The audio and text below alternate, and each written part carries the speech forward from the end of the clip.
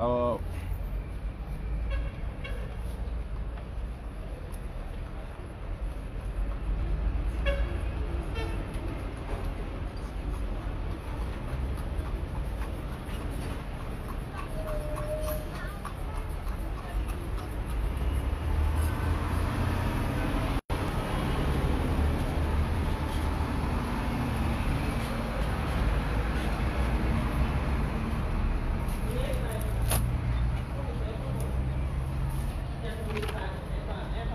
asalaamaaleykum wa rahmatullah.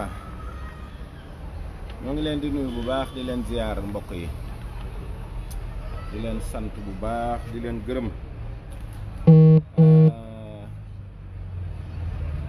di am mbég lool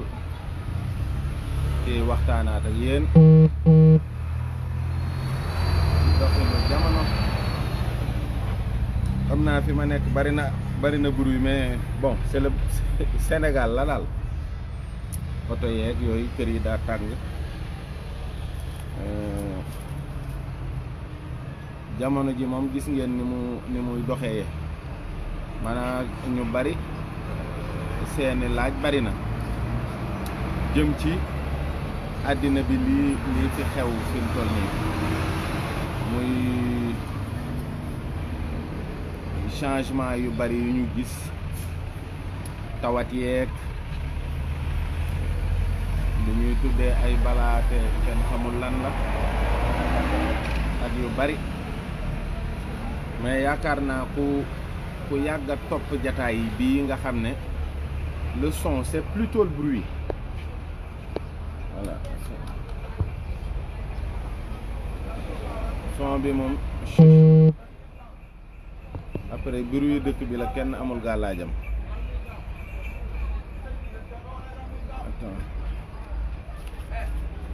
xaaral ma déplacé wu ba xam dina tane.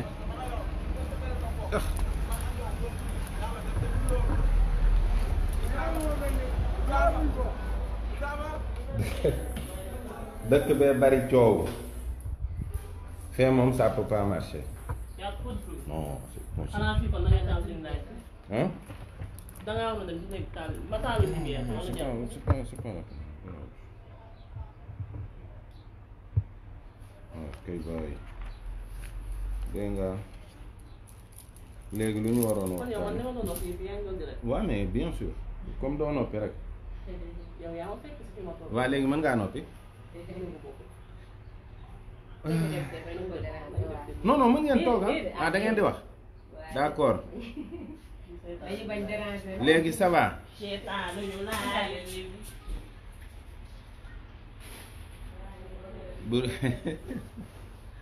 waaw Xelcom moom xëy na beneen waxtaan lay doon bu bokkul ak lii. xëy na lii moom fàttali bu ndaw lay doon rek ci doxinu jamono bi parce que ñu bari dañuy laaj waaw actuellement li xew France xëy na lu tax kilifa diine Sénégal yi waxuñ ci nangam ak nangam mais àddina bi il faut que yaakaar naa ñun ñu gën a góorgóorluwaat mais jéem a xam li xew lan la parce que li wolof yi di wax naa bokk ci coow li xam li xew ko gën. loolu day tax nga gën a mën a comprendre te jullit bi tamit yaakaar naa ni jàngal ko ni diine ji di doxee lu am solo la parce que loolu mooy tax mu gën ci góorgóorlu saa su ne mais il faut que moom it mu xam lan moo mën a agresser ngëmam, lan moo ko mën a yàq, lan moo ko mën a jaaxal ba muy xel yaar di dengi te loolu defe naa ne jullit bu nekk war ci yeewu dafa am solo trop. d'abord mooy ñu xam ne àddina bi ñun nekkuñu fi ñun kese, bien vrai que am na ñu fi jiitu woon, xëy na ñooñu ñu ngi fi ba léegi, amul sax xëy na ñu ngi fi, waaye ñoom it biñ fi nekkee sunu borom aussi daf ñoo wàccee bi muy wàccee sunu maam Aadam mu am ñu fi fekk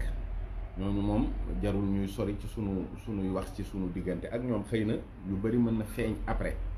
mais li wér te wóor mooy diine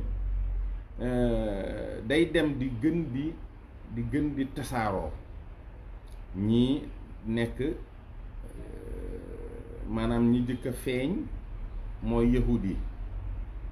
ñi ci topp mooy nasaraan yi, ñoom la ñuy wax nasaraan yi de manière générale, mais bu ñu waxee diine nasaraan mooy diine catholique. diine l'islam nag dóor a ñëw, mais da ngay xam ne yahud yi ñoom ñi nga xam ne dañoo des ci diine yahudiya ñoom gëmuñu Isa ibn Maryam, kon ñu ngi séentu almasih ba léegi, c'est-à-dire ñooñu ñu ngi xaar messie bi ñëw ba tey, parce que gëmuñu ne Isa moom la. pour ñoom imposteur la rek, wax jee bari nangam ak nangam, waaye loolu du diine. maslaa nañu ak jullit yi mais ci kaw seeni intérêt, parce que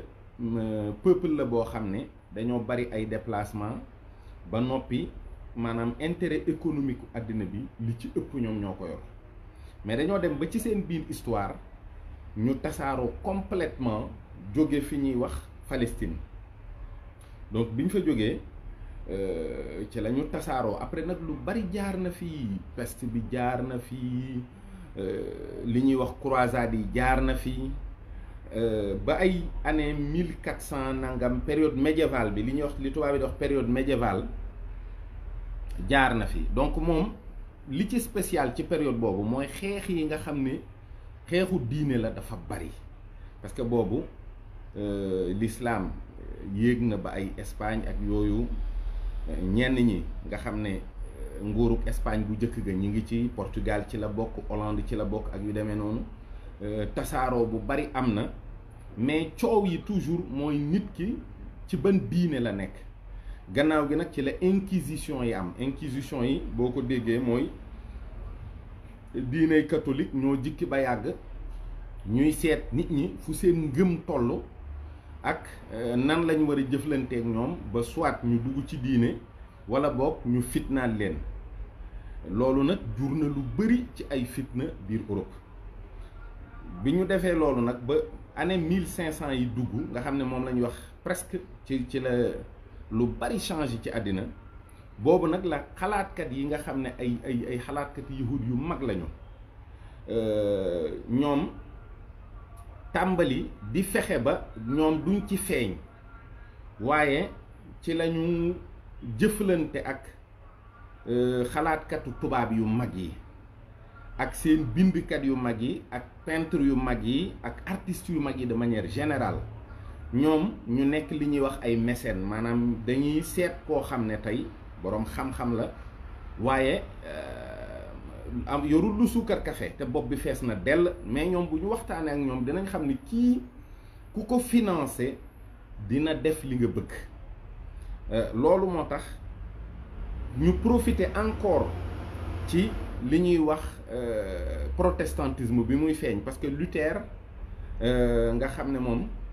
ab prêtre allemand la, seetlu na yu bari ci doxalinu diiney catholique,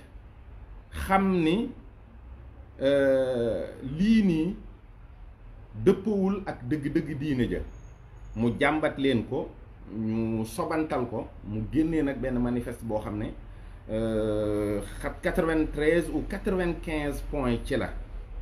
nga xam ne moom ci la taxawu wax ne léegi lii réforme la bu may dugal ci église bi, muy li ñuy wax la réforme luthérienne. ci la protestantisme juddu, mu nekk mouvement boo xam ne nag yahud yi booba jamono ñi ngi Europe, am nañu doole ci wàllu économie, mais nekk gu ñu ay citoyen, bokk gu ñu carrément ba ñu reconnaître leen. ñu jaar ci suuf nag ñoom it di may ñooñu doole. ci la imprimerie génn tamit ak Gutenberg, nga xam ne lu bari léegi kii bi bible bi nga xam ne dafa nekkoon loo xam ne ñu néew a ci daan jot, Luther traduire ko en allemand mu tas. ñu bari nag mel ni am na lu ñu xam ci seen diine lu ñu xamul woon. loolu mbir la ci biir xew-xew yi. am na tamit ay ci biir jafe-jafe yooyu nga xam ne diine yi indi nañu ko, ay boroom xam-xam yoo xam ne dañu daan gise di waxtaan ci doxalin boo xam ne noonu la ñuy def ngir changer àddina bi. mooy li ñuy wax ki ñuy wax Erasme. ki ñuy wax Thomas More ak Nicolas Machiavel ñooñu dañ daan gise lu bari di waxtaan ci seen biir di xool ci seeni bind lan lañu war a mën a def ba soppi doxalinu àddina bi. Donc Thomas More puritain la, puritain protestant, mais dafa bind benn livre bu ñuy wax Utopia. Donc en général événement yi nga xam ne ñooy yi gën a marquant ci doxalinu àddina bi léeg-léeg bu inquisition yi bu presque nu mu tuddati bu presque croisade yi jàllee li ñuy indi mooy la bataille de Bouvines nga xam ne ci la Jean sans Terre ñàkkee li ëpp ci li mu yilifoon ba nga xam ne Angleterre rek ko dese te boobu yahud yi am nañ fa doole bi ñu fa amee doole nag ñu waxtaan ak moom ne ko léegi doxalin bi dafay soppiku parce que maire City de Londres bi moom daf ci daan am li ñuy wax droit de regard mooy kan mooy nekk candidat ak kan moo ko dul nekk donc loolu ci la changé actuellement City de Londres maire bi moo ëpp doole maire Londres mais buuru Angleterre amul droit dem ci City de Londres bi te du tàggu maire bi loolu la ñuy wax la Magna Carta yooyu yëpp nit ñi mën nañ ko gis ci internet bi interpréter ko comprendre li mu influer ci doxalinu monde bi. Pourquoi? Parce que City de Londres c'est le premier paradis fiscal au monde te am na yeneen 30 paradis fiscaux yoo xam ne ci moom la ñu aju donc bu ñu wax toujours affaire évasion fiscale di wax affaire société offshore yeeg yooyu mais ñi ko war a tere ñoom ñoo koy def parce que ñoo ëpp doole ci àddina bi donc ñoom it ni ñu amee ay événements yuy marqué ci histoire boobu noonu la amee ay livres yoo xam ne ñi ko bind daanaka loolu lañ doon junju Thomas More nag daf ci bokk dafa bind benn livre bu ñuy wax Utopia moom c'est très important de préciser que puritain la protestant donc livre bi dëgg-dëgg li ñuy wax une nouvelle forme de communauté et de politique muy loo xam ne comme da koo xalaat mu nekk benn île parce que anglais la Angleterre la nekk mais île boo xam ne dafay xoolaat doxalinu jamono donc loolu boo xoolee presque Karl Marx ci la sukkandiku ba doctrine yi nga xam ne ñoo régir le marxisme ci la inspiré woo d'Utopia de Thomas More kon loolu lu am solo la lu mat a xam la Karl Marx moom aussi am na ngëm-ngëm bu leen fàtte ne Karl Marx dafa doon jaamu déesse bu ñuy wax Shilo donc soo demee YouTube wala Google wala yooyu nga tapé Shilo en général doomu Brad Pitt bi mooy ñëw on amène la photo de la fille de Brad Pitt mais Shilo c'est la déesse mère protectrice des homosexuels donc lu mat a xam la boo xoolee philosophie boobu nag ñoom daanaka ay sataniste la ñoom ñëpp boo xoolee mais da ngay xool li Thomas More indi comme ligne principale yi nga xam ne moo nekk ci livre bi li ci jiitu mooy revue des croyances et organisation de l'économie mooy xoolaat ngëm-ngëm yi ba noppi door a xool ni ñuy organiser économie bi kon da ngay xool ñiy wax naan waaw li du affaire diine affaire nouvel ordre mondial bii ñu ay yu demee noonu lépp diine moo ko lal diine moo jiitu ci lépp parce que lii am solo mooy ñoom en général dañu gis ne la leen di indil ay problème mooy diine ak ay dogmam ak ay tëralinam ak ay doxalinam ay ndigalam ay tereem yoo xam ne ñoom dañu jàpp ne yàlla biy digle loolu ak di ko tere ci xelu nit ñi la ne wala croyance la boo xam ne bu utopique la amul yàlla amul bien vrai que xam nañu ne yàlla am na léegi nag ni ñuy organiser waate société bi mooy organiser ko ak yàlla boo xam ne ñoom ñoo koy définir ñoom ñooy wax yàlla boobu nan la war a mel donc mu xalaat ne benn île lay doon boo xam ne 100 000 habitants lay nekk donc de sa xel dina daal di dem ci li ñuy wax réduction de la population mondiale 7 milliards nangam yi ñu nekk war a jëm 9 milliards 2030 kon mënuñu organiser àddina bi te li ci jiitu mooy organiser wuñu yàlla organiser économie bi organiser nit ñi fexe ba nit ñi nekk lim bu tuuti boo xam ne dinañu leen mën a awale fa ñu bëgg. île yooyu ci imaginam day mel ni forme de croissant lunaire la mais 100 000 habitants xoolal ñu ne dañ leen di tas ci 54 îles 100 000 habitants yoo xam ne 54 îles lañ leen di tas nee nañu mœurs yi maanaam aada yi benn lay doon li ñuy wax institution yi koy doxal benn lay doon benn régime lay doon yaakaar naa ñu ngi dugg kon boo xoolee mœurs mooy aada yëpp maase doon benn kon am na ñu bëri ñoo xam ne wàcc nañu seeni aada complètement pour adopter bii mu nekk boo xam ne bu bees tàq la ci ñoom mais institution yi identique yi loolu bu la waxee gouvernance mondiale wax la un totalitarisme ban forme lay am xëy na àggagu ci yooyu da ngay daal di gis ne dafa feeñ parce que boroom xam-xam yu bari ci lii la ñu inspiré wu wax naa la it ne xaritu Nicolas Machiavel la te actuellement politique ci wàllu àddina kenn werantewul ne ñëpp doxinu Nicolas Machiavel la ñuy doxal amul ma dem te ñëw bu dee wàllu philosophie ak doxalinu àddina ci biir ci croyance yi loolu da ngay daal di indiwaat kon Erasme te ñoom dañ daal gisee régulièrement di bokk ay xalaat di diisoo di waxtaan il yooyu benn siège gouvernement lay am ak benn sénat boo xam ne ci digg bi lay nekk boo xam ne mooy représenter 54 îles yi ak forme de gouvernance boobu ku ma waxul gouvernance mondiale waxuloo ma Jérusalem comme ni ko Jacques Attali waxee il faut nga indil ma leneen kon ma door a xam ne ñii dañuy gënt mais lii mooy li am ba noppi ci wàllu doxalin li ñuy wax propriété privée dafay dañ xam nga boo nee Karl Marx ci la inspiré woo ñu ne la kii dafa ne woon propriété privée dafay dañ da ngay daal di xam ne am na ñu mettroon en place politique boobu parce que moment bi nga xam ne déjà Lénine rek jël na Russie nangu na 35 000 coffres yoo xam ne ay boroomi alal ñoo ko moomoon nit ñi dañuy soppi kër fukki at yu ne da ngay tuxu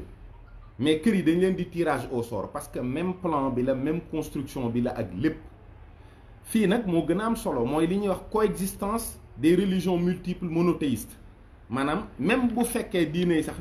d'ailleurs ne sont pas que des religions monothéistes religion yëpp boo leen dajalee dañuy mën a nekk ci jàmm ci île yooyu ñuy wax utopia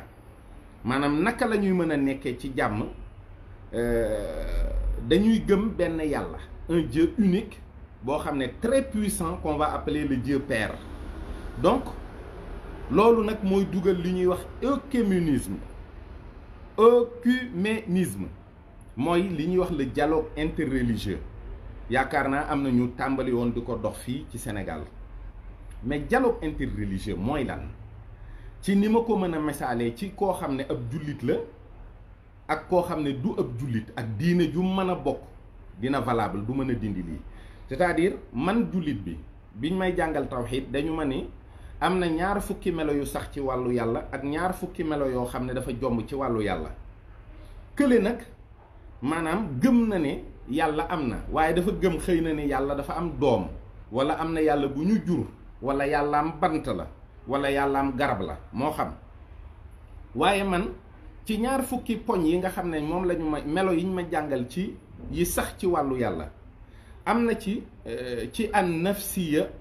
lu ñuy wax al muxaalafatul xalq mooy wuute gi yàlla wuute ak lépp lu mu bind ak alqiyaamu bi nafs doylu gi mu doylu ci wàllu boppam man ma war a waxtaan ak yow ba ñu gëm benn yàlla te nga ne yow yàlla am na lu muy nuróol man pour ma mën a ànd ak yow damay daldi bàyyi kon al muxaalafatul xalq maanaam wuute gi yàlla wuute ak lépp lu mu sàkk dama koy daldi bàyyi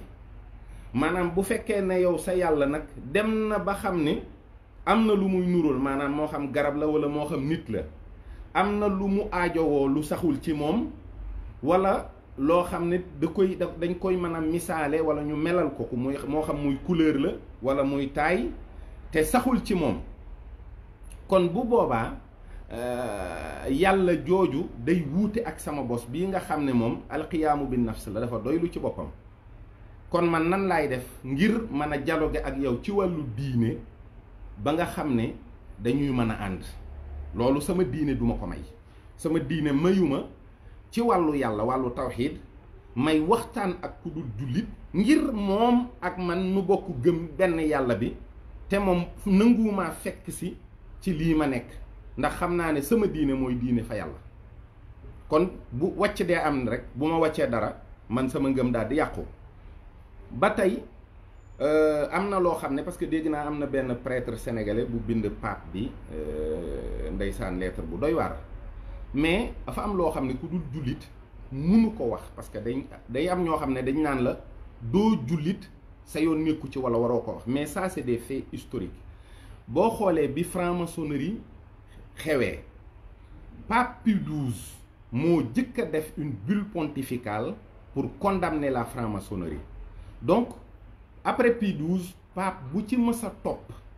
def nga la même bulle pontificale pour condamner la franc-maçonnerie et maanaam pour condamner les sociétés secrètes l'occultisme tout ça da nga ko daan wax ni lii du diine lii lu mata moytu la lu bon la mbiri seytaane la ba ñu àgg ci Jean 23 donc Jean 23 moo woote le concile Vatican II après Vatican II ba fii ñu toog amatul bulle pontificale buy condamner franc-maçonnerie wala yu demee noonu parce que ci biir concile boobu wax na ne il faut que ñu juboo ak sunu noonu yu jëkk ya juboo boobu nag ak la ca biir loolu warteef la ci ab catholique boo xam ne croyant la mu dem gëstu ji ko ba xam lan moo waral ñu arrêté bulle pontificale yooyu ak li ñuy wax lépp ba pape bii mën a taxaw di am nu muy waxee noo xam ne dina am ku mu naqari ci seen biir loolu ñoom ñoo koy gëstu ji parce que ñun dañuy joxe ay lignes rek pour xëy na ku dara intéressé ci wàllu yooyu mu dem xool ko donc ci biir Utopia aussi dina dikk ñuy wax ne ñiy jàngale diine ji maanaam ñi koy doxal ay prêtre la ñuy doon yoo xam ne magistrat homme et femme mais état bi moo leen di tànn donc boo xoolee histoire aussi catholicisme ak dëkk yu mel ni France ak yu demee noonu da ngay dem ba gis tey état bi ni mu amee mainmise ci doxalinu diine yooyu c'est-à-dire dañoo dem ba le clergé est soumis à la république bu ñuy wax nag république day am lu ñuy junju loo xam ne bokkul ak li nit ñi di gës ci kaw nii donc foofu tamit du am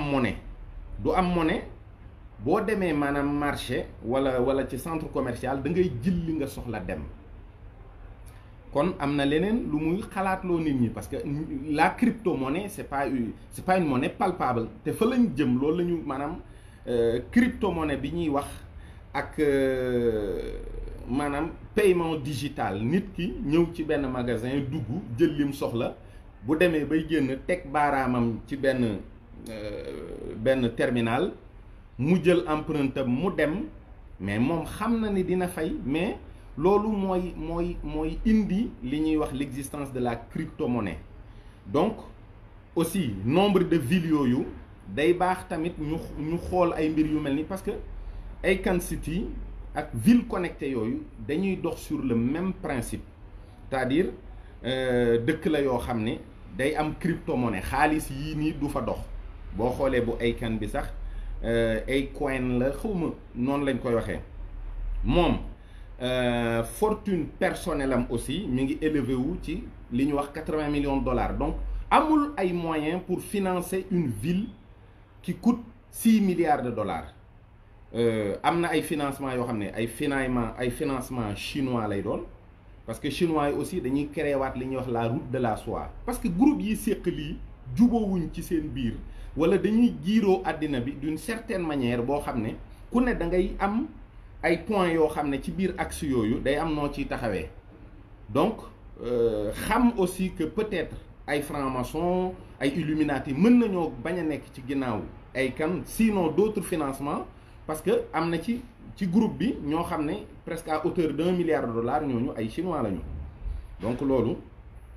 mat naa xam mais essentiel bi rek mooy ñu xam ne ci doxalinu àddina bi de manière générale gouvernance mondiale boobu ci la yooyu di génnee kër yi nga xam ne mooy nekk ci ville Utopia yooyu du am serrure, amul ay tëj buntu, amul dara. Parce que oui, nous sommes dans un monde boo xam ne day am reconnaissance faciale, li ñuy wax vidéosurveillance. booy dox sax dañuy xam ni kii di dox Ceddo Murid Saadix la, ak lu mu lëndëm ak lu mu guddi dinañu xam ne ci yow la. Donc di nga déménager aussi tous les 10 ans pour ne pas t'enraciner, pour bañ a bëgg fi nga dëkk, bañ a am foofu ay cosaan. Xeetu nit ya fay nekkit maanaam jigéen buy sëy nii rek nekk kër borom këram di liggéey, ku góor ki dem di indi, du fa am. Prêtre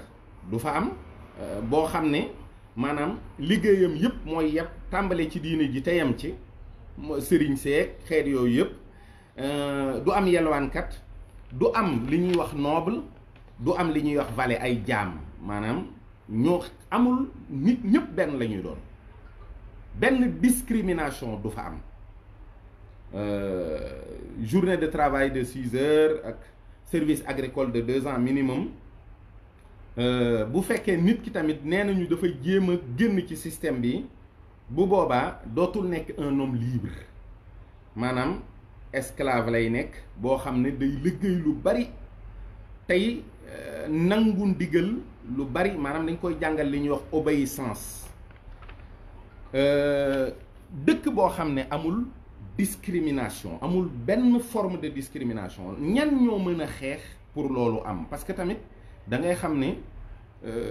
diine yàgg na fi, discrimination boo xam ne diine ko waral yàgg na fi, discrimination boo xam ne culture ak enracinement moo ko waral yàgg na fi. kon yooyu su dajee tamit am na nu ko sunu borom organiser, ndax jullit ñi waxuñu leen forcément que boo nekkul jullit rek dëkk bi nga nekk da nga faa war a jóge. Xadija xaar ma tàllam, Xadi taalama lamp bi. waxuñu ne maanaam tey jii boo nekkee Sénégal te doo jullit rek da ngaa war a génn Sénégal. waxuñu ne tey boo nekkee Vatican wala Rome te doo ab catholique rek da nga faa war a génn. àddina bi noonu la mës di doxee, mooy wuute yàgg na am ci biir société yi, muy discrimination yi. mais am na ci yu positive, am na ci yu négative, am na ci yu bari yoo xam ne ci wàllu aada mën nañ jàpp ne loolu dafa négatif. mooy géer géwél tëgg ràbb nangam, loolu yàgg na fi te am na ci yoo xam ne du dëgg, aada rekk la, waaye bi lislaam ñëwee dindi na ko. mais tey maanaam ñi koy xeex dëgg te nekk ci kaw te bu ñu sañoon ñëpp yem, yaakaar naa ne bu leeree ba leer mooy ñi yor projet yii nga xam ne mooy góor jigéen yi, ak ñi nga xam ne itam mooy ñi bokk ci société secrète yi. loolu juif yi dëkkoon en Europe dund nañu ay discrimination yu metti li mu leen jural itam bi ñu demee ba jaar ci société secrète yi ak révolution yi, dañoo changé gisinu Europe ak dundin bi. gis nga France tey,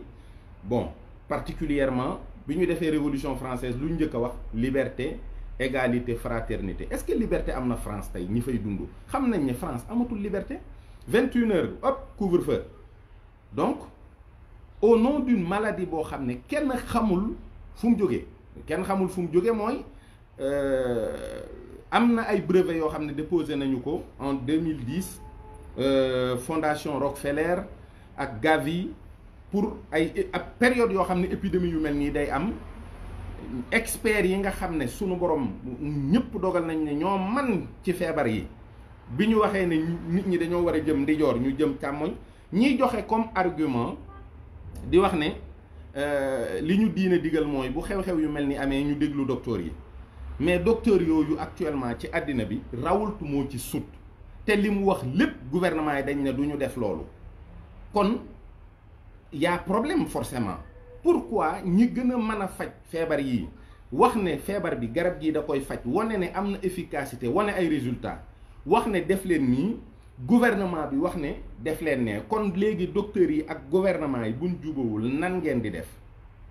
bu boobaa diine dina leen jox beneen position xanaa, parce que bu boobaa bu ngeen toppee docteurs yi bàyyi ngeen li gouvernement bi wax, bu ngeen toppee gouvernement bi bàyyi li ngeen li docteurs yi wax. tey toujours day am problème boo xam ne daf ciy juddoo. defe naa nag lenn li jël sa ay responsabilité bopp tamit moo koy faj. Pourquoi 2020 après événement yi fi amoon Charlie Hebdo ñu toog ba yàgg rek comme ça par hasard benn enseignant caricaturé yonent bi sallallahu alayhi wa sallam ñu rendi ko. léegi gouvernement France taxaw nag ne léegi yéen mën ngeen a def jullit yi lu leen neex parce que ñun on va continuer à caricaturer le prophète.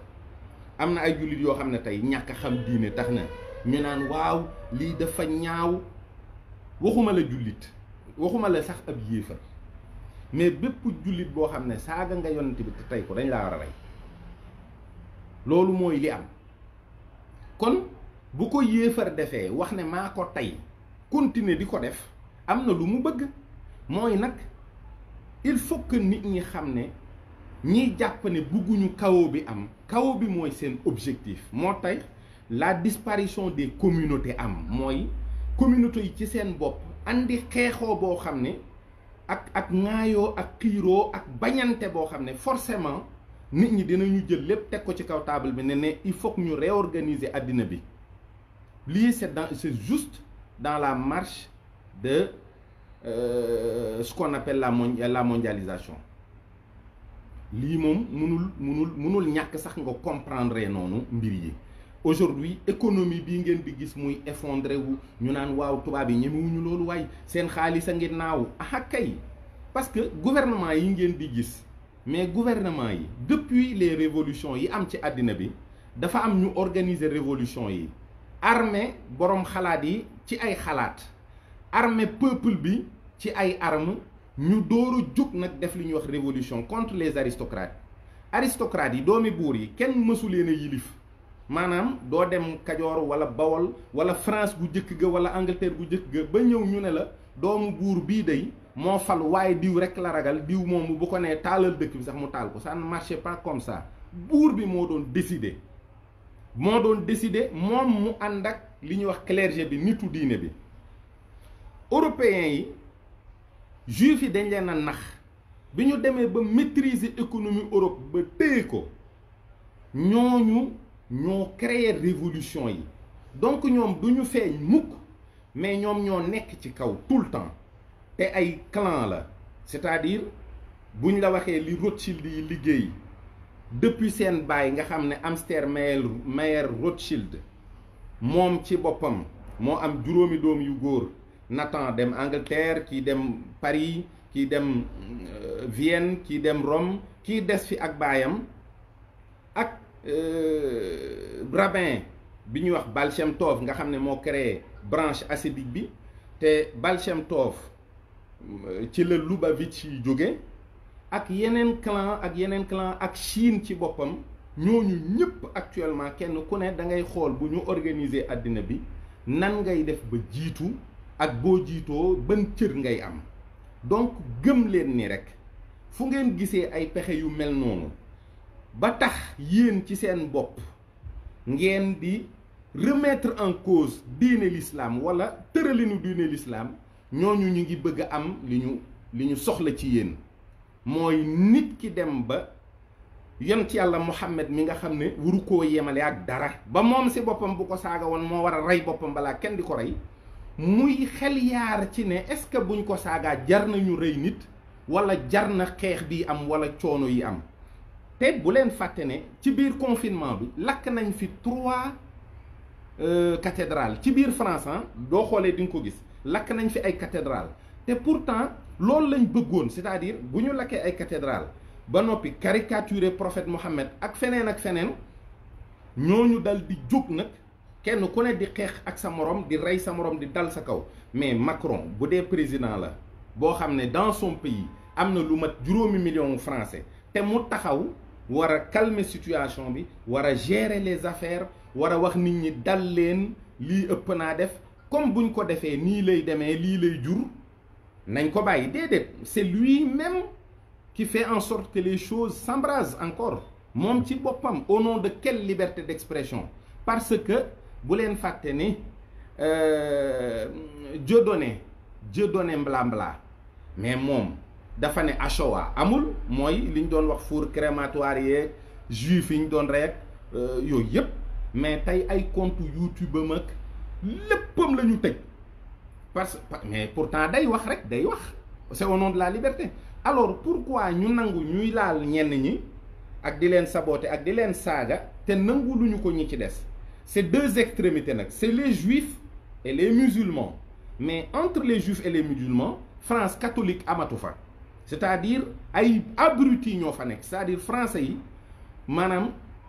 depuis 1789 système république liggéey na ci ñoom loo xam ne àgg nañ foofu benn français bu am diine rek bu dul bu ne daa tuub doon ab yahud wala mu tuub doon ab jullit am na un français catholique croyant pratiquant ça n'existe plus. Ces gens ont été abrutis, liggéey nañ ci ñoom liñ soxla lépp ba am ko. Donc ñooñu mën nañoo wëlbatiku tey xeex ak jullit ñi accepter politique u état bi ci ay restrictions yi nga xam ne ñoom la def ci ji expulser jullit ñi toroxal leen ngir ñoom ñu des fa. boo xoolee tey Marine Le Pen ak Emmanuel Macron seen discours yi daanaka ça se rejoint. Mais parce que ñoom ils savent que il y a au moins 60 millions d'abrutis yoo xam ne c'est des Français de souche bu ñu leen fa bàyyee li ñu bëgg a doxal dinañu ko doxal ni ñu ko bëggee. ñi ci des nag on va les expulser peut-être dans l'ancien monde parce que li ñuy wax nouvel ordre mondial mënul engager société yëpp ci benn démarche ñu doon benn mbooloo boo xam ne même chose la ñuy def jékki-jékki rek ñëpp ànd ci déedéet. C'est un très long combat. Donc day door a commencer mais yeneen a ngi ñëw ak yeneen ak yeneen yeneen a ngi ñëw ak yeneen ak yeneen te bu leen fàtte de manière très simple clan bu am doole bu mag bi nekk City de Londres mooy le clan des Rothschild. Emmanuel Macron il a travaillé dans la banque Rothschild. Organisation bi ñu def pour Emmanuel Macron nekk président France vous pouvez même retrouver ça sur YouTube moom la ñuy wax le casse du siècle, c'est-à-dire booy boobu en 4 mois on l'a organisé pour mu nekk un français un président de la république boo xam ne jaamu clan yi lay nekk te li ñu bëgg lay def fi ñu ko awloo fa lay aw du fa jóge du changer ay position. Donc peut-être tey junju nañ leen ci Utopia bu Thomas More après dinañu jàll ci livre H.G. Wells bi xool ba xam yan tomb lañ fay jëlaat pour gën a mën a leeralaat rek. Mais jullit ñi